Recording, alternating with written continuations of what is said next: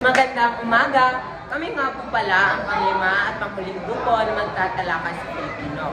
At aming itatalakay ang epiko. Magandang araw nga po pala. Ako nga po pala si Casas at Ligid. at aming tatalakayin ang epiko. Ang epiko ay galing sa salitang Grego na ipos na nangahulog ang awit, ngunit ngayon ito ay tumutukoy sa pasalaysay na kabayanihan. Ito ay ipinapahayag, pasalita, patula o paawit. Ang epiko ay maaaring sinasaliwang ng ilang instrumento pang musika o minsan na ay wala. Tama ka, Casas. Para sa mga elemento ng epiko, ipapasa namin ang usapin kina Lorenzo at Rosa. Sila ang ating ang espekto larangang ito. Maraming salamat, Ligid. Ang mga elemento ng epiko ay mahalaga upang maunawaan ang kahalagahan nito bilang isang genre. Tama ka, Lorenzo. Ang mga elementong ito ay nagbibigay buhay sa mga epiko at nagpapakita ng mga katangiang ito na naghihimok sa mga mamabasa na sumama sa mga kaganapan ng kwento. Ngayon ay tatalakayin natin ang mga elemento ng epiko. Ito ang mga karakter na bumubuo ng kwento. Karaniwang mayroong bida, kontrabida, at mga karakter na nagbibigay ng suporta sa kwento. Pangalawa, tagpuan. Ito ang lugar o lokasyon kung saan nagaganap ang mga pangyayari sa epiko. Maaari itong maging malawakang lugar tulad ng isang kaharian o bansa, o maaaring maging espesipikong lugar tulad ng isang bundok o kagubatan. Tatlo, paksa o tema. Ang pangunahing ideya o mensahe na nais iparating ng kwento. Karaniwang may kinalaman sa kabayanihan, pag-ibig at pagkikibaka laban sa mga kaaway. Ang genre o kategorya ng epiko ay isang uri ng panitika na naglalaman ng mga mahabang kwento na karaniwang naglalarawan ng mga kabayanihan, pakikipagsapalaran at mga pangyayari sa isang lipunan. Ang mga epiko ay karaniwang isinusulat sa tula o prosa at naglalaman ng mga makabuluhang aral, kultura at tradisyon ng isang lugar o bansa. Ugalian. Sa elemento ng kwento, ito ay maaaring tao laban sa tao, tao laban sa sarili, tao laban sa lipunan, o tao laban sa kalikasan. Sa isang kwento, ito ang bahagi ng kababastahan ng ugalian o pakikipagsapalaran ng pangunahing tauhan laban sa mga saraling kapalaran. Sa susunod na bahagi ng aming ulat, ako nga po pala si Aldinita At ako naman si Hipulon. ay maglalahad ng kwentong ng Rama at Sita.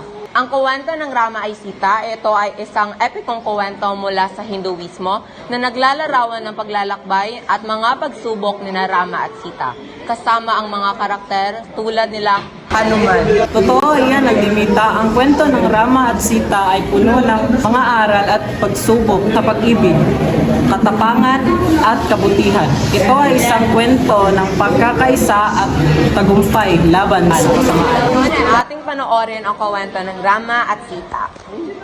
Rama at Sita, isang kabanata, epiko ng India, isinalin sa Filipino ni Rene O. Villanueva. Sa gubat, tumira sina Rama, Sita at Lakshmanan nang ipatapon sila mula sa kaharian ng Ayodhya. Minsan, isang babae ang dumalaw sa kanila. Hindi nila alam, nagpapanggap lamang ang babae. Siya ay si Surpanaka, ang kapatid ni Ravana na hari ng mga higante at demonyo. Gusto kitang maging asawa, sabi nito kay Rama. Hindi maaari, sabi ni Rama. May asawa na ako. Narinig ni Sita ang dalawa kaya lumabas siya. Niyakap ni Rama si Sita sa harap ni Surpanaka. Nagselos ng gusto si Surpanaka. Sa galit ay bigla siyang naging higante. Nilundag niya si Sita para patayin. Pero mabilis na nayakap ni Rama ang asawa at agad silang nakalayo kay Surpanaka. Siya namang pagdating ni Lakshmanan. Sige, patayin mo siya, sabi ni Rama.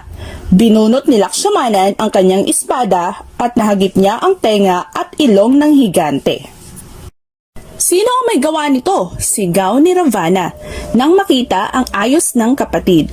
Nagsinungaling si Surpanaka kay Ravana para makaganti kay Rama. Sinabi niyang nakakita siya ng pinakamagandang babae sa gubat at inalok niya itong maging asawa ni Ravana, pero tumanggi ang babae. Nang pilitin daw niya, tinagpas na isang prinsipe ang kanyang ilong at tenga. "Tulungan mo ako, Ravana," sabi pa nito. "Bihagin mo si Sita para maging asawa mo." Naniniwala naman si Ravana sa kwento ng kapatid. Pumayag siyang ipaghiganti ito. Ipinatawag ni Ravana si Maricha. May galing si Maricha na mabago ang sarili sa kahit anong anyo at hugis. Nang malaman ni Maricha na sina Rama at Lakshmanan ang mga kalaban, tumanggi itong tumulong. Kakampi nila ang mga Diyos. Sabi ni Maricha, "Kailangang umisip tayo ng paraan kung paanong makukuha si Sita nang hindi masasaktan sina Rama." Nakumbinsi naman si Ravana, kaya nag-isip sila ng patibong para maagaw nila si Sita. Isang umaga, habang namimitas ng bulaklak, nakakita si Sita ng isang gintong usa. Tinawag agad niya sina Rama at Lakshmanan para hulihin ng usa na puno ng mamahaling bato ang sungay.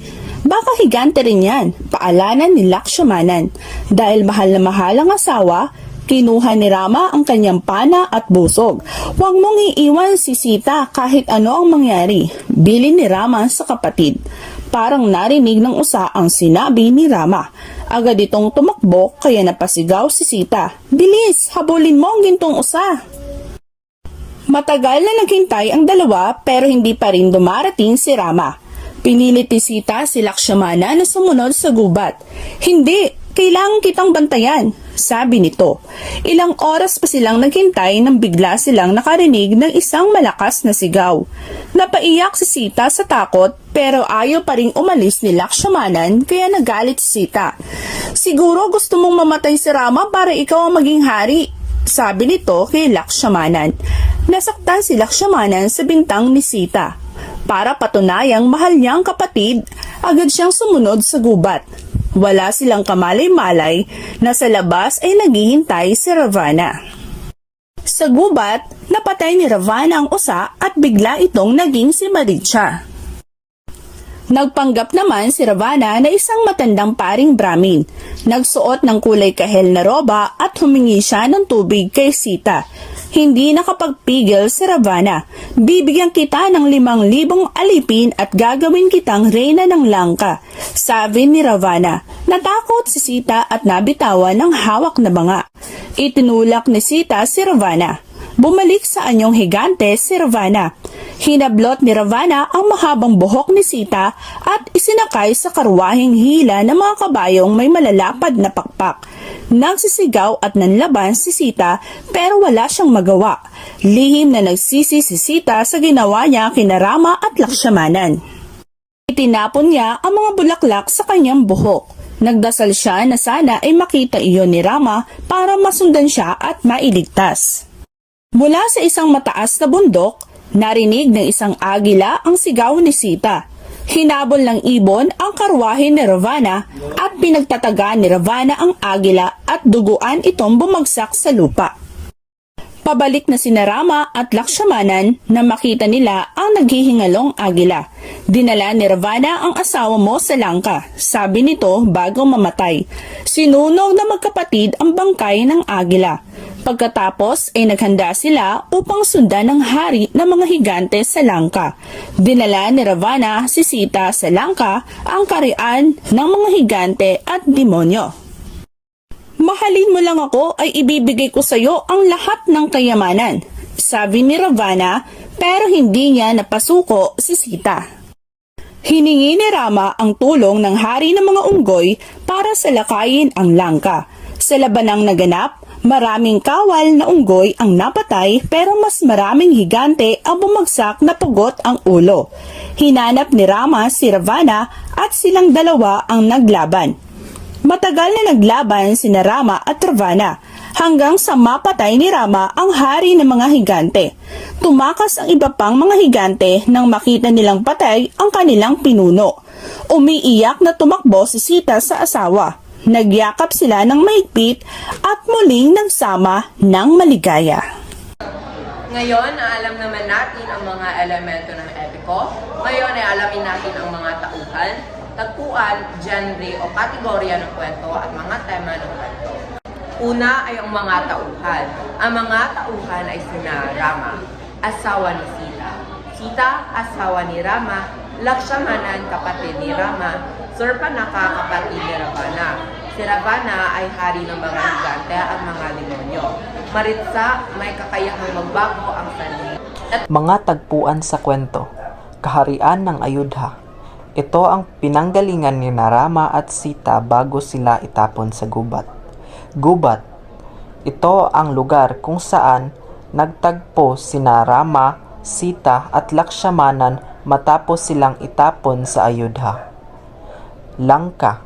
Ito ang kaharian ni Ravana, ang hari ng mga higante at demonyo, kung saan dinala si Sita matapos siyang akitin at dukutin ni Ravana. Ito naman ang tema ng kwento, pag-ibig at katapatan. Ipinakita ng kwento ang wagas na pag-ibig at katapatan ni Rama at Sita sa isa't isa.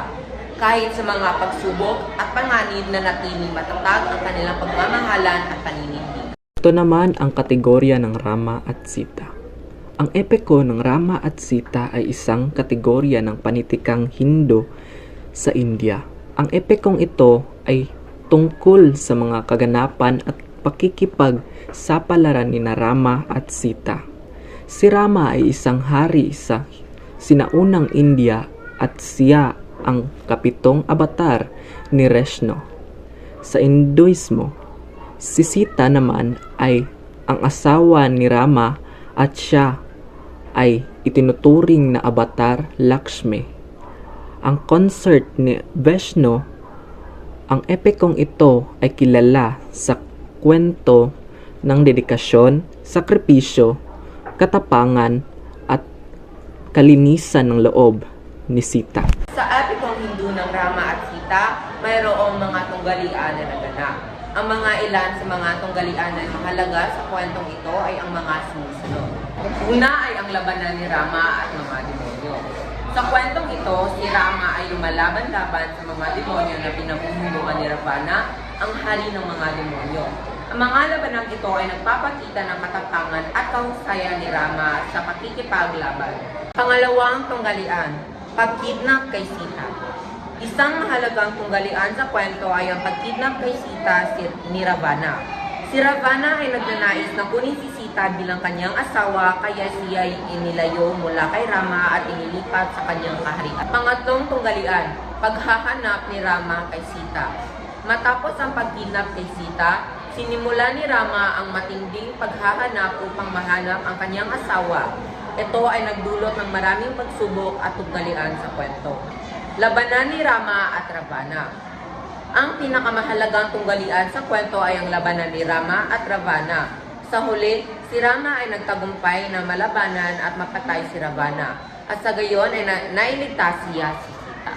Sa bahaging ito, ang aking ulat, ako po si Sanchez, ay tutuklasin ang paggamit ng mga pang-uri sa kwento. Ang mga pang-uri ay magbibigay ng detalye at kulay sa paglalarawan ng mga karakter, lugar at pangyayari sa epiko. At aming tatalakayin ngayon ay naglalarawan sa Rama at Sita. Ang epikong Rama at Sita ay nagbibigay ng mga halimbawa ng mga kulturang masasalamin sa kultura ng mga Hindu. At ito din ay naglalarawan ng mga konsepto tulad ng pag-ibig, pagpapakasakit, pagsunod sa mga kagustuhan ng mga nakakatanda, pagiging matapang at pagkakaisa. Sa huling bahagi ng aming ulat, ako nga po pala si Jerusalem at Raimundo. Ang aming talakayin ay ang katangian ng epiko. Ito ay kinabibilangan ng haba at kahalagahan ng kwento. Mga kahangangang pakikipagsapalaran at pagsasalarawan ng mga Diyos o supernatural ng mga elemento. Totoo yan, Jerusalem. Ang mga katangiang ito ay nagbibigay ng mga malalim na pag-unawa sa kahalagahan ng epiko bilang isang uri ng panitikan. Tara na, at tumako na tayo sa mga katangian ng epiko. Ang katangian ng epiko ay tumutukoy sa mga bagay ng sakap na karaniwang matatagpuan sa epiko. Ang mga katangian na ito ay nagbibigay tatak at nagpapakita ng kahalagahan ng epiko bilang isang uri ng panitikan. Una ay ang bayani. Ang epiko ay kadalasang paglalaman ng isang bayani o katangian tauhan na may mga katangian ng kagitingan, katapangan at katalinuhan. Ang bayani ay karaniwang pinaghahalagahan at kinikilala ng kanyang lipunan. Pangalawa ay pakikipagsapalaran. Ang epiko ay naglalaman ng mga kwentong pakikipagsapalaran ng bayani. Ito ay maaaring mga labanang pisikal, paghahanap sa mga hamon at panganib o paglalakbay sa malayong lugar. Ang pangatlo ay paggamit ng makalumang panitikan. Ang epiko ay karaniwang sumusunod sa tradisyonal na anyo ng panitikan. Ito ay maaaring gamitin ang malalalim na salitang ginagamit noong mga sinaunang panahon at iba't ibang uri ng tula o berso. Ika-4, paggamit ng diagulo. Ang epiko ay naglalaman ng mga talastasan o diagulo sa pagitan ng mga tauhan. Ika-5, paggamit ng mga tauhan at tagpo. Ang epiko ay naglalaman ng mga iba't ibang mga tauhan at tagpo na magbibigay ng kulay at nagpapalawak sa kwento. Ang mga tauhan ay maaaring maging kaibigan, kaaway, tagapagtanggol o bayani. Ika-6, layunin at aral. Ang epiko ay karaniwang may layuning magbibigay ng inspirasyon, nagturo ng mga aral o magpahayag ng halaga at kultura sa isang lipunan. Ito ay naglalarawan ng mga pagsasanay, pagsusubok at pagkakataon para paunlad ng mga bayani. At dito na nagtatapos ang aming pagtatalakay sa epiko. Sana ay may natutunan kayo. Hanggang sa muli!